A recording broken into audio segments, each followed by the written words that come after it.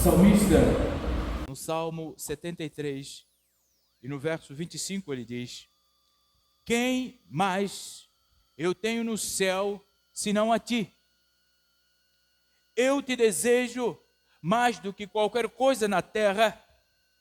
A minha saúde pode acabar e o meu espírito fraquejar, mas Deus continua sendo a força do meu coração. Ele é a minha possessão para sempre. Amém e amém e amém. Irmãos, o alto do Salmo 73 está aqui neste verso, número 25 e o verso no número 26. O salmista, ele chega a uma constatação, que não há nada mais precioso para ele no céu do que o Senhor Jesus. Percebe que a alegria do salmista não está no céu, mas na pessoa daquele que está no trono no céu. E ele diz que não há na terra nada que lhe importa mais do que o Senhor Jesus. É como diz Paulo: quer seja na morte, quer seja na vida, eu quero viver para a glória do teu nome. O salmista nos traz, irmãos, a olhar para a nossa vida cristã e perceber o desafio que é amar a Jesus quando tudo está contrário. Desejar o Senhor quando os olhos tendem a corromper o nosso coração. Esta é uma maturidade que é exigida daqueles que querem ver Jesus no final. Nós tínhamos, na verdade, iniciado esta série de mensagens sobre a glória invejável. Eu falo a glória exatamente porque não é uma glória. É uma glória com um G minúsculo e bem minúsculo, que saltou aos olhos de salmista, que ele desejou invejar desta glória, mas até o momento em que ele tem um encontro com Cristo, ele conhece realmente ao Senhor, e ele diz: eu não tenho absolutamente mais nada de importante se não for o Senhor. Irmãos, nós começamos vendo este salmo na semana passada, no domingo passado. E eu disse que gastarei 2 domingos ou 3 domingos para nós expormos este salmo. Nós vimos, irmãos, que este salmo, na verdade, o livro de Salmo, é um livro de poesias. E sendo um livro de poesia, o autor, ele quer de alguma forma nos passar uma vivência real. Ele quer nos passar de alguma forma um tipo de emoção em torno da sua escrita. Ele quer que o leitor, ele ao ler, ele consiga imaginar a tensão que é escrever aquilo que ele escrever. Nós começamos vendo que este salmo da número 73 é o salmo que inaugura o 3º livro de Salmo. Nós sabemos que temos 150 salmos como os escritos, mas o livro de Salmo está dividido em 5 livros.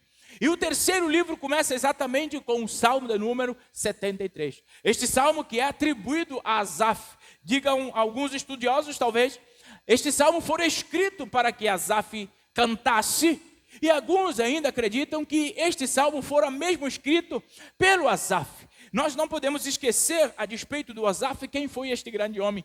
Este homem que, por um tempo da sua vida, ele deixou que os seus olhos guiassem o seu coração e ele simplesmente entra num colapso existencial a ponto de invejar os ímpios, a ponto de sair daquilo que para ele era uma realidade, ou seja, o altar do Senhor. Ele distancia um pouco para olhar os ímpios, e ele via nos ímpios coisas que tremiam o seu coração, porque ele via os ímpios prosperando, ele via os ímpios crescendo, ele via a família dos ímpios crescendo, ele via as finanças dos ímpios crescendo, e ele, um servo do Senhor, estava numa miséria. E ele disse que ele chegou a invejar. Ele invejou. E quase caiu, diz Asaf. Quase caí, porque permiti que os meus olhos me guiassem. Sabe, irmãos, a realidade que os olhos de Asaf estavam vendo era pesada. A realidade que os olhos de Asaf estavam vendo, para os nossos tempos, só existe uma palavra: injustiça. Então, não é novidade nós, de algumas vezes, olharmos para as pessoas que não amam ao Senhor e dizer: mas por que ela está tão bem assim de vida? Por que ela está crescendo? Por que está, e eu mesmo, um servo do Altíssimo, estou assim? Irmãos, vigiem, vamos vigiar como Asaf vigiou. Sabe, algo bastante importante: Asaf, irmão, não era qualquer pessoa. Asaf diz a palavra de Deus que era um levita, e eu não estou falando daquilo que nos nossos dias se chamam de levita. Porque as coisas que as pessoas chamam nos nossos dias de levita não tem nada a ver com levita, até porque levita, do ponto de vista essência, ficou lá na tribo de Judá. Então a igreja do século 21, principalmente a brasileira, não tem levita. Não tem ninguém daqui da tribo de Levi, para começo de conversa. E depois, levita era alguém que era separado para cuidar do templo do Senhor. Hoje os levitas do século 21 fazem o que, irmão? Só quer se exibir na frente, tocando e cantando. E botar no Facebook, botar no Instagram, fazer live. Live não, meu Deus, como que fala aquele negócio assim? Selfie. Nesses dias eu fui em um lugar, irmãos, eu fiquei assim: meu Deus do céu. Essas coisas têm que acontecer comigo. Jesus me leva para uns lugares. E eu estava se esperando para ministrar a palavra. E lá estavam aquilo que eles chamavam de levitas. Um com uma câmera de câmera de filmagem. Colocaram mais ou menos aqui.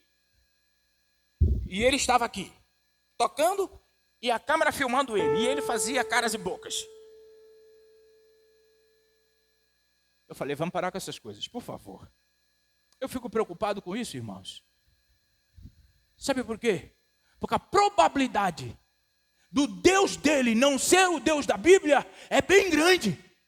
O Deus dele pode ser o seu próprio coração, que quer passar uma imagem e não adorar aquele que vive e reina para sempre. É por isso que nós precisamos tomar cuidado, irmão, com essas coisas. E ainda chamar um indivíduo desse de levita. Está brincando com uma coisa séria. Então, irmãos, Asaf era um levita. Era o cantor principal. Você pode ver isso no livro de 1 Crônicas, capítulo 15. Asaf foi aquele que fora, irmãos, o cantor principal quando a arca estava retornando para Jerusalém. Asaf foi um dos cantores principais em 2 Crônicas, capítulo 5, quando o templo foi inaugurado. E neste Asaf, irmãos, você sabe o que diz nesse capítulo 5 de 2 Crônicas? Que a glória de Deus foi tão grande que invadiu o templo e que ninguém conseguiu ficar parado. Era um homem de intimidade com o Senhor. Porque Deus não usa desocupados, irmãos. Deus usa aquele que tem compromisso com Ele. E para sua glória manifestar de tamanha proporção naquele culto, era que Asaf era um homem que amava o Senhor. E Deus sabia qual o propósito e qual era a vontade pelo qual Asaf fazia, a intenção pelo qual ele fazia. Mas, irmão, este mesmo Asaf exponencial, ele foi tomado de inveja. Irmãos, se Asaf, com tudo isso que eu acabei de falar, foi tomado de inveja no seu coração, que dirá eu e você? Então nós precisamos vigiar. Porque pode ser que a gente nem deseje invejar, mas os nossos olhos podem nos levar a este caminho. Asaf, irmãos, ele chega com pesar no coração. Você pode ver aqui no verso 13 ao verso 16 deste número 73 do Salmo. Asaf diz: olha, eu me privei tanto, eu me consagrei tanto, e por que os ímpios prosperam e eu não? Asaf estava dizendo de outra forma: eu sou um fiel dizimista, sou um fiel ofertante, estou nos cultos todos os dias, mas por que as coisas não acontecem comigo? Ou talvez dizer: por que só coisas ruins estão acontecendo comigo? Por que só eu fico doente e o ímpio não fica doente? Por quê? Asaf chegou a esse colapso, irmão. Alguns talvez diriam que Asaf teve falta de fé. Mas não era bem isso. Sabe, se nós pararmos e pensarmos quantas vezes nós desejamos tanto algo e a gente não recebe, e quando ficamos sabendo, uma pessoa que talvez a gente nem gosta, essa pessoa recebeu exatamente o que a gente está precisando e está buscando. Como fica o nosso coração? Muitas das vezes nós conhecemos pessoas que são desonestas e nos seus trabalhos estão ganhando promoção.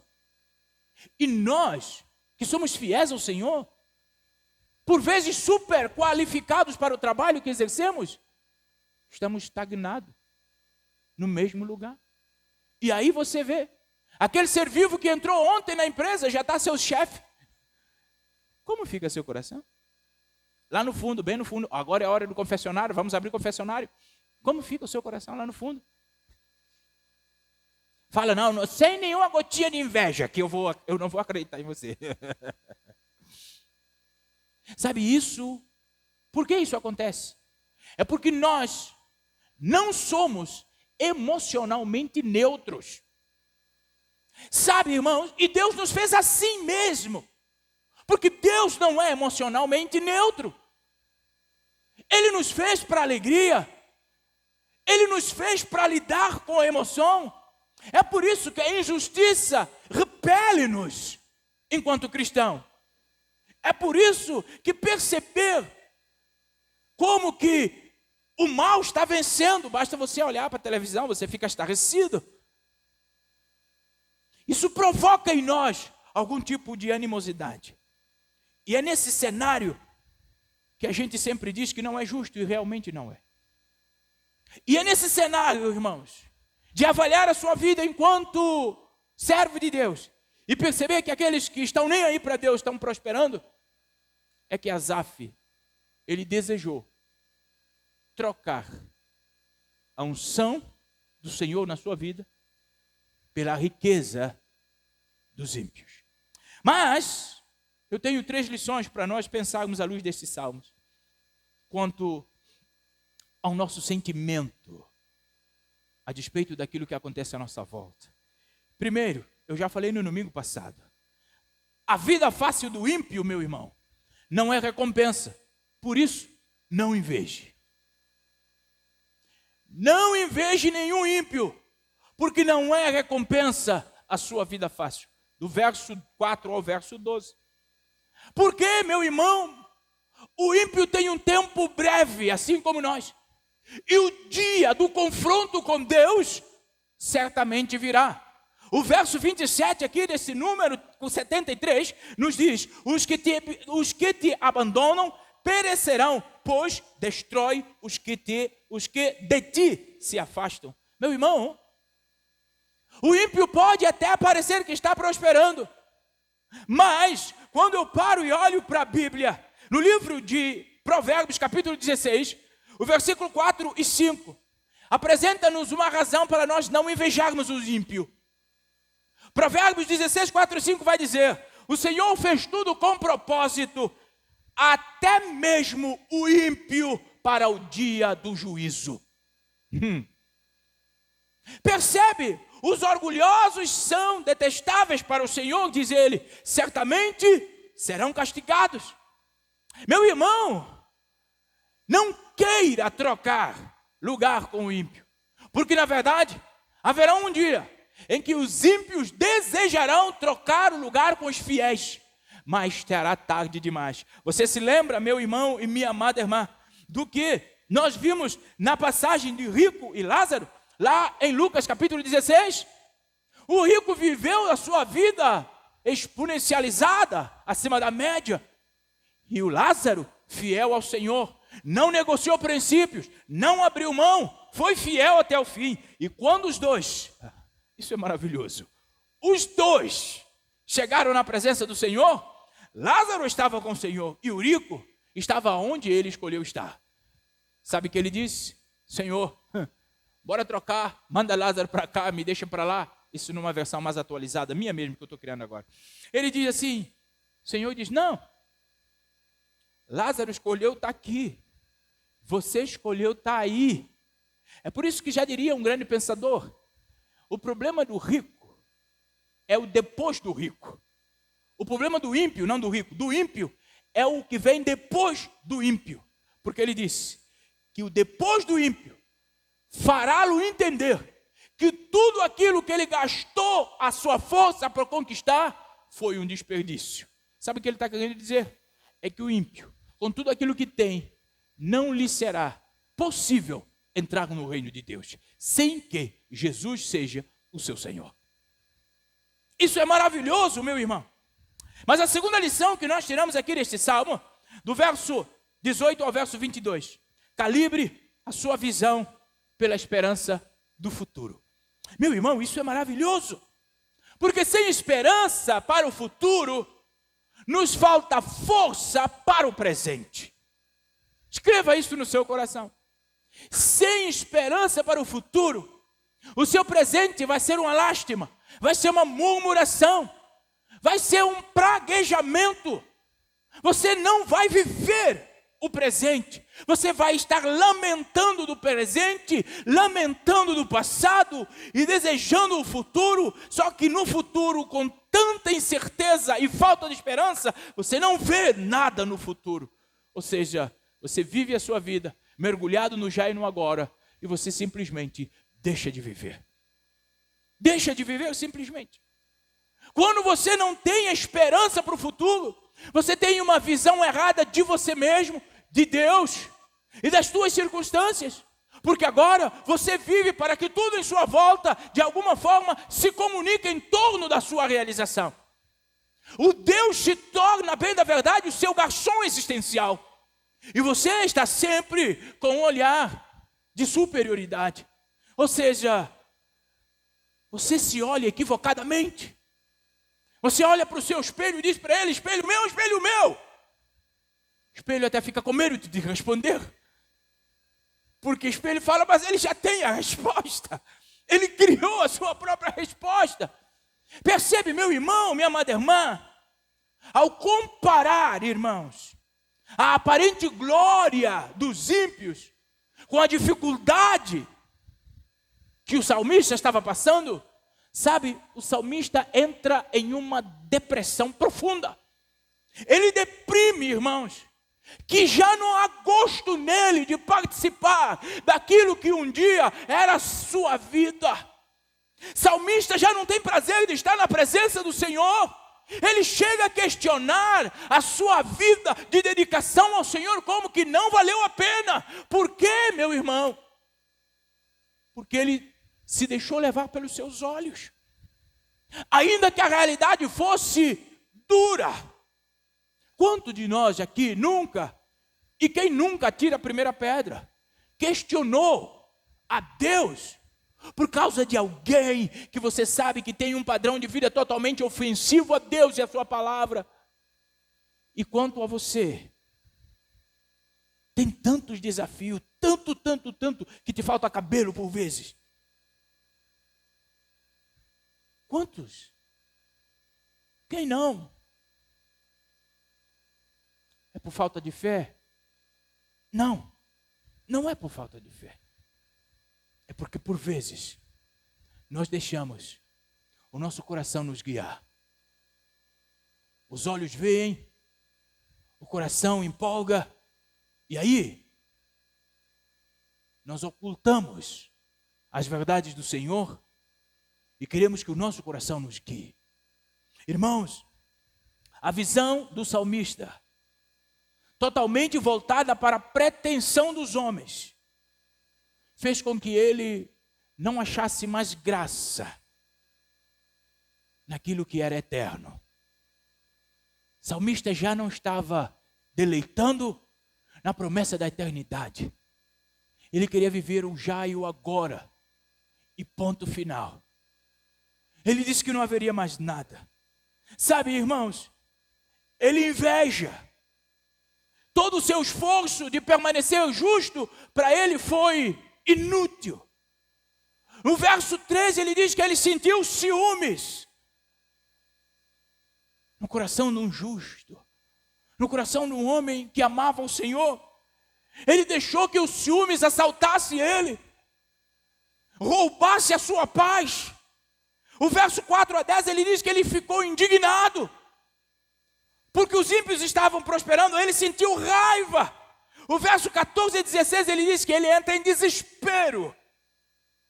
Pastor Hernandes Dias Lopes escreveu a despeito do salmista, dizendo assim: o maior problema do Asaf foi o seu próprio ego.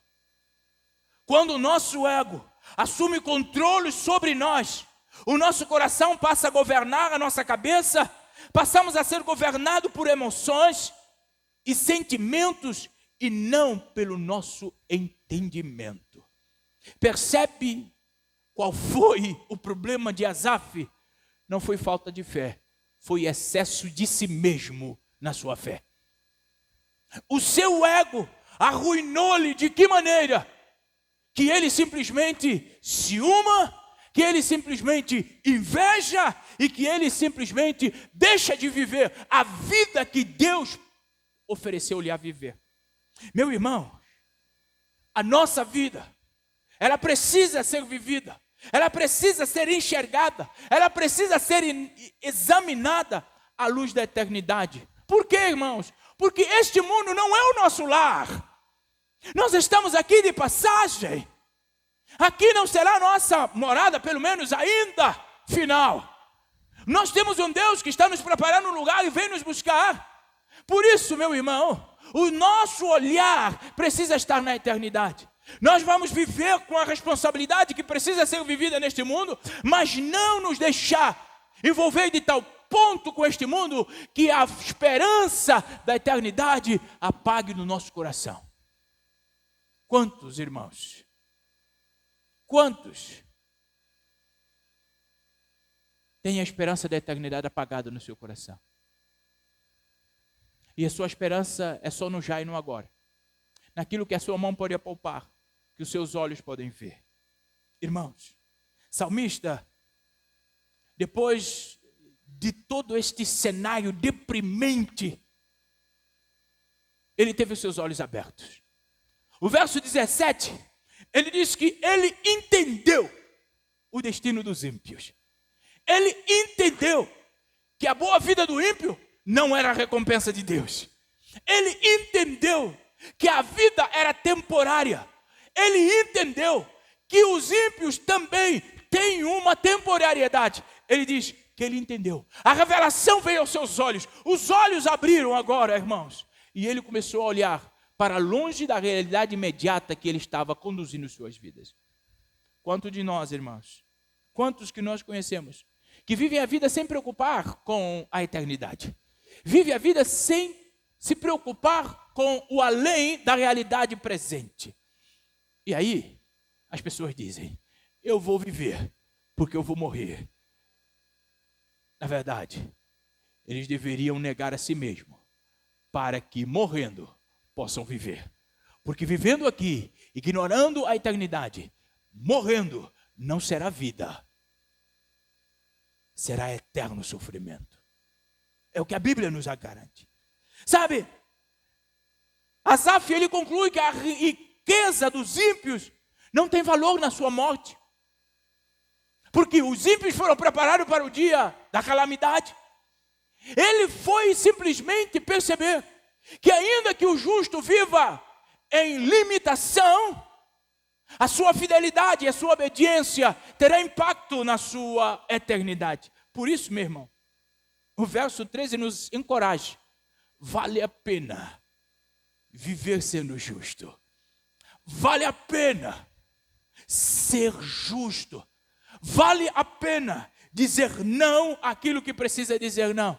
Dizer sim para aquilo que exalta o Senhor. Vale a pena negar a si mesmo. Vale a pena, irmão, ter os seus olhos na eternidade.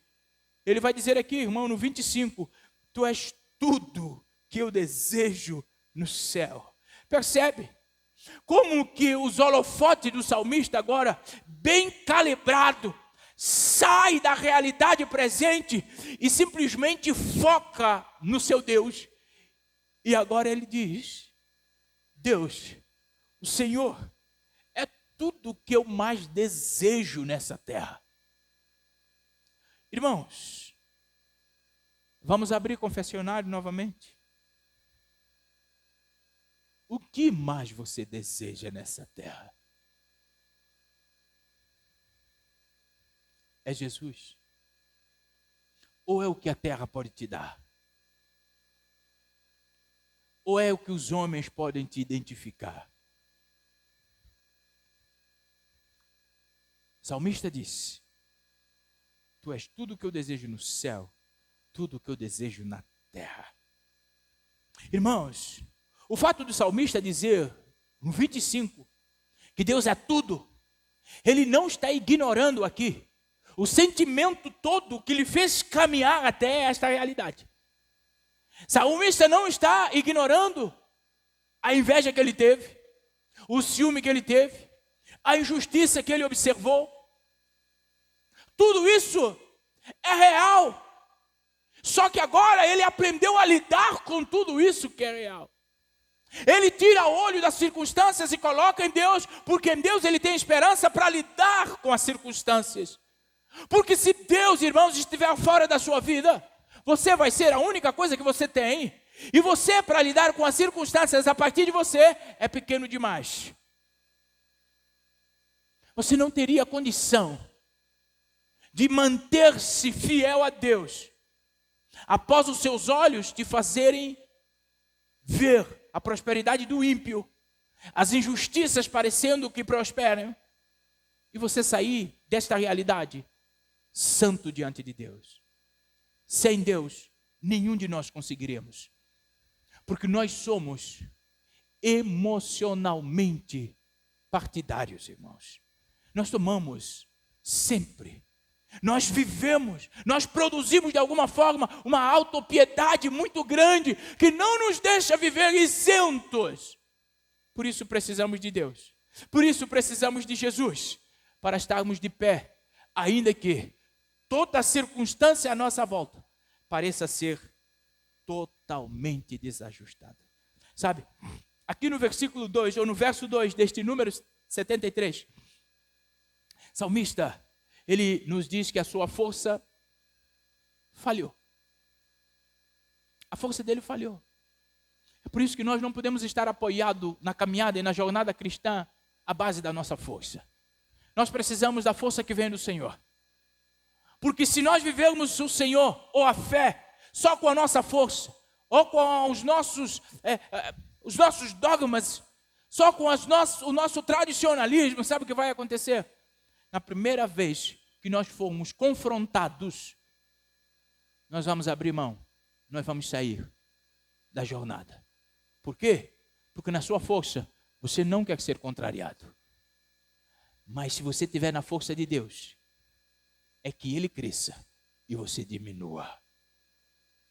Esse é o caminho. Não existe o caminho inverso para cristão, que eu cresça e Deus dá um jeito de ficar como Ele queira. Não.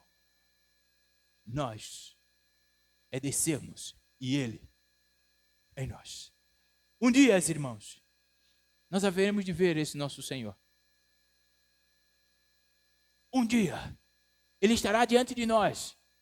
Quiçá ouvirmos do Senhor, servo bom e fiel. Você foi fiel no pouco, agora eu vou te colocar no muito. Quiçá nós ouvirmos do Senhor, entre, amado do meu Pai, ocupe o lugar que está preparado para você antes da criação. Quiçá nós ouvirmos isso tudo e no final, quem sabe, podemos até cantar: valeu a pena. Valeu a pena negar a mim mesmo. Valeu a pena o caminho duro. Valeu a pena todos os embates. Valeu a pena toda a negação. Valeu a pena todo abrir mão. Valeu a pena, porque agora a minha realidade é só cantar. Cantar para a glória do meu Senhor. Por isso, irmãos, viva, por favor, com a esperança da glória em sua mente e no seu coração. Foi isso que mudou a trajetória de Asaf. Terceira lição: como responder à glória do ímpio? Sabe, aqueles de nós que lutam, irmãos, para lidar com dificuldade da vida, precisa ser encorajado com as palavras do Asaf. É lógico. Asaf, no Salmo 73, ele não teve uma vida só de cantar. Ele não teve uma vida só de vitória, como os crentes do século 21. Crente do século 21, você pergunta, como está? Só vitória, só vitória. Tem alguma coisa que não está muito legal. Não existe só vitória, só vitória.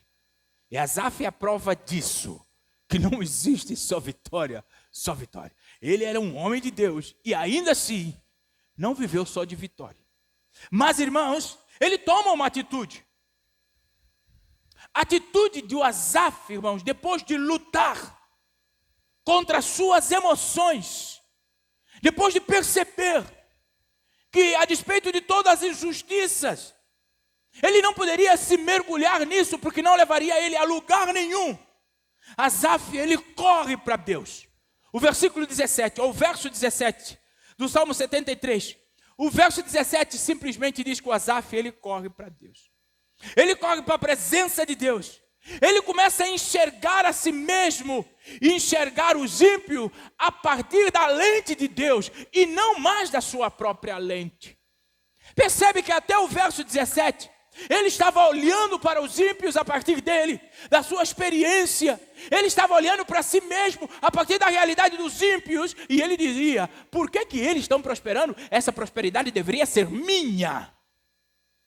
Só que quando ele entra e começa agora a correr para o Senhor, começa a desenvolver essa intimidade com o Senhor, ele volta para Deus, Deus melhora a perspectiva de Asaf.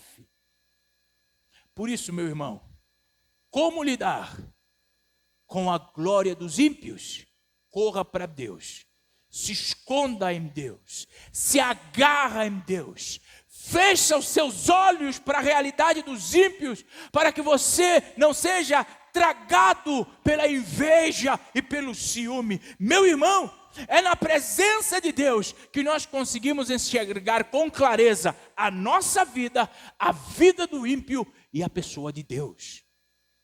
Não tem como nós idealizarmos Deus sem que a Bíblia esteja sendo a nossa fonte de inspiração.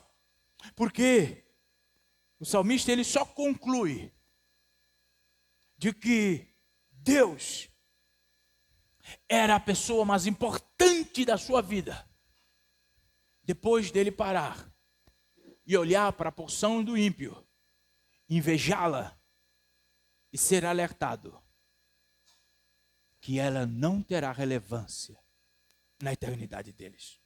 Irmãos, quando Deus se levantar para julgar os ímpios, você vai ver que valeu a pena você ter vivido a vida que você tem hoje, como você tem vivido. Quando Deus se levantar no seu trono para julgar os ímpios, eles desejarão trocar a realidade com cada um de nós. Mas nós, cabe-nos sermos fiéis até o fim. Não negociar princípios jamais. Ser fiel, irmão, porque é isso que o Asaf descobriu. O que Asaf descobriu é que ele tem um Deus que é presente. O verso 23. É um Deus que é real. É um Deus que é presente, mas é um Deus que é futuro. O verso 24. É um Deus que é eterno. O verso 24. É um Deus que é rico, que é celestial. O verso 25. É um Deus que é força e herança, o verso 26. É um Deus que é bondade e abrigo, verso 28. Quando ele para e depara com tudo isso, ele percebe que o seu lugar, o único lugar, é a presença de Deus. Não há para onde nós corrermos. Finalmente, caminhando para o final, ele inicia terminando o seu salmo, dizendo, com efeito, Deus é bom. O verso primeiro, ele diz que Com efeito, Deus é bom. O que Asaf está dizendo para nós, irmãos, bom mesmo é estar na presença de Deus. Bom, de fato, não são as riquezas dos ímpios, mas é a presença do Senhor. Bom, de fato, não é o que o mundo pode me dar, mas é o que Deus já me deu em Jesus Cristo. Bom, de fato, é estar com o Senhor. Esta visão, irmãos, ela não acontece simplesmente sem esforço nosso. Asaf teve sua perspectiva mudada quando ele entrou no santo. Quando ele correu para Deus.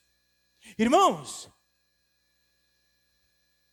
este ato de Asaf pressupõe uma atividade. Caminhar com Deus é uma atividade constante de negar a nós mesmos e correr para o Senhor. É por isso que você e eu, nós precisamos de intencionalidade no nosso relacionamento com Deus. Nós precisamos desejar passar um dia olhando para a palavra do Senhor. Não permitir que o nosso cotidiano nos rouba a oportunidade de abrir a palavra e meditar nela. Quantos de nós, quantas pessoas a gente conhece que até tem desejo de conhecer mais a Deus, mas não tem tempo para ler uma porção da palavra do Senhor. Nós só conheceremos a Deus na sua palavra. Como está a sua vida de meditação, do exame, à luz da palavra do Senhor? Qual lugar a Bíblia ocupa na sua vida, na minha vida? Ou é só o ornamento de domingo de noite ou domingo de manhã? Vocês sabem que tem gente que combina a roupa com a capa da Bíblia, né? Faz uma completude. E aí vem todo igual. Com traço de tom sobre tom com a Bíblia e com a roupa. Isso eu acho lindo. Mas não nos servirá absolutamente de nada se essa palavra não for aberta, não for examinada e não for praticada. Irmãos, Asaf nos ajuda aqui a entender que a única forma de nós vencermos os nossos dias é firmarmos intencionalmente em Deus. É fincarmos. A estaca da nossa existência precisa estar fincada no nosso Senhor, para que o ventos não nos tire, para que circunstâncias alheias às nossas vontades, que os nossos olhos estão expostos, não façam nos desviar o coração de Deus. Nós precisamos estar fincados. Nós precisamos voltar ao primeiro amor. Naquele tempo que nós líamos a Bíblia todos os dias, com alegria, que ninguém conseguia tirar-nos do momento da leitura. Nós precisamos voltar àqueles tempos, porque o Deus continua sendo o mesmo. Se o Deus é o mesmo, por que nós estamos enfraquecidos? Se o Deus é o mesmo. Irmãos, o salmista termina seu salmo onde nós devemos terminar a nossa vida. Ele termina o verso 28 dizendo: quanto a mim, é bom estar perto de Deus. Fiz do Senhor soberano o meu refúgio e anunciarei todas as tuas maravilhas. Este deve ser o nosso fim. Este deve ser o nosso presente. Dizer ao nosso Senhor: bom estar com o Senhor. Porque quando eu estou com o Senhor, não há espaço para inveja, não há espaço para ciúmes, não há espaço para amargura, não há espaço para comparação, não há espaço para frustração. Quando eu estou com o Senhor, quando eu faço do Senhor o meu refúgio, e quando eu vivo para anunciar as maravilhas dele. Irmãos, aguardemos a Cristo. E enquanto estivermos aguardando ao Senhor Jesus, os problemas acontecerão. Isso faz parte. Mas não esquece que Ele continua no trono. Não esquece que Ele continua sendo seu Deus. Não esquece que Ele continua tendo propósito para a sua vida. E como salmista, busque refúgio em Deus. Descanse no Senhor. Aproxime-se de Deus hoje, amanhã, até a sua volta. Porque, irmãos, quanto mais longe de Deus nós estivermos, mais cheios de nós vamos estar. E sabe o que significa estar mais cheios de você? Ciúmes, inveja, frustração, comparação. Tudo será o seu melhor amigo. Quando você estiver longe de Deus, tudo isso estará reunidos perto de você. Por isso, meu irmão, minha amada irmã, não importa o quanto o ímpio prospere, você já sabe qual é o fim deles. Nós já sabemos qual é o fim deles. Vamos querer fazer couro a este fim? É por isso que, como salmista, que à primeira vista pareceu-lhe empolgante invejar. À primeira vista, quando você olha para os nossos dias, parece convidativo invejar. Porque você vê as pessoas em glória. Mas quando você para analisar à luz da palavra de Deus, você percebe que o capítulo final está sendo escrito. Jesus ainda não chegou. Então a sua história não terminou. Por isso não vive invejando ninguém. Por isso não vive, irmão, olhando para fora da sua realidade. Se o fizer, fácil para estar mais perto de Jesus. Se inspire em quem está caminhando para o céu. Olhe e seja encorajado pela vida das pessoas que estão caminhando para o céu. E não para aqueles que têm toda a sua vida aqui e agora. Sabe, o nosso desejo precisa ser como o desejo do apóstolo Paulo, em Filipenses 1, 21. E eu vou terminar com esse texto.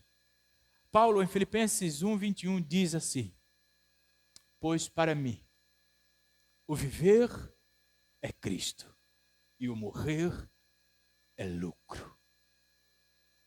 Será que nós podemos dizer isto nesta noite? Será que nós podemos afirmar isto como o apóstolo Paulo? Será que nós podemos dizer como salmista: eu não tenho nada mais especial no céu nem na terra? A resposta, ela não precisa ser verbalizada. Nós acompanhamos as respostas nos nossos dias. Que eu e você possa, como salmista, intencionalmente entrar na sua presença.